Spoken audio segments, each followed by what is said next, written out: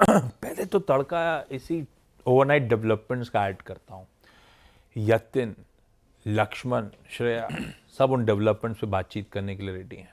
वीरू के पास आगे जाऊंगा एफएनओ पल्स के लिए, लेकिन पहले यतिन के पास जाया जाए और समझें देश दुनिया की जानी मानी ब्रोकरेजेस इस ओवरनाइट ट्रम्प टैरिफ के डेवलपमेंट्स पे क्या अपडेट शेयर कर रही है, हमारे लिए, इंडिया के लिए क्या मायने।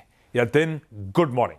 Good morning. और क्लियरली इंडिया ये टैरिफ वॉर के चलते एक प्रेफरेंस लिस्ट में आता हुआ आपको नजर पड़ रहा है।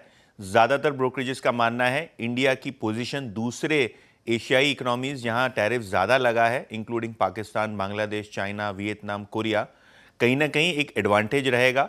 इसके अलावा एक रिवर्सल भी ब्रोकरेजेस मान रहे हैं कि आगे जाके टैरिफ्स में हो सकता है। शॉर्टर टर्म में शायद एक पेन का माहौल हो, लेकिन मीडियम टर्म में यूएस को ही जो है अपने फैसले को बदलना होगा, ऐसा ब्रोकरेजेस का मानना है।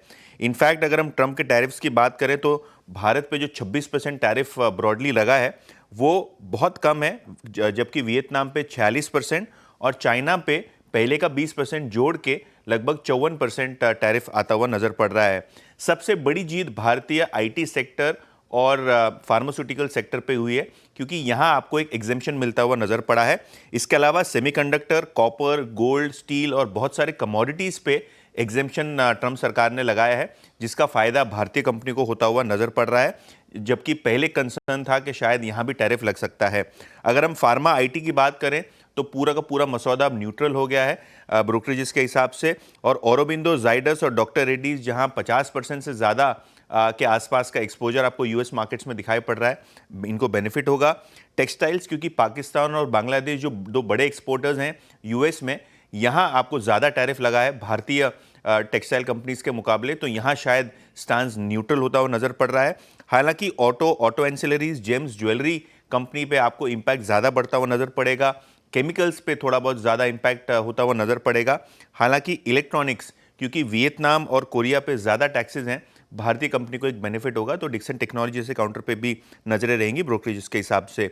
मॉर्गन स्टैनली का मानना यह है इंडिया को प्रेफर लिस्ट में डालना चाहिए इमर्जिंग मार्केट बास्केट में और एशियाई मार्केट में, क्योंकि ताइवान, जापान और साउथ कोरिया पे वो कॉशियस हो चले हैं। बर्नस्टीन को लगता है कि जो हैवी टैरिफ्स भारतीय कंपनियों पे डाले गए हैं वो सस्टेनेबल नहीं है, और आगे जाके सेकेंड हाफ 2025 में ये एक्सपेक्ट कर रहे हैं इसका रिवर्सल होगा, और आईटी फार्मा सेक्टर पे वो काफी बुलिश है।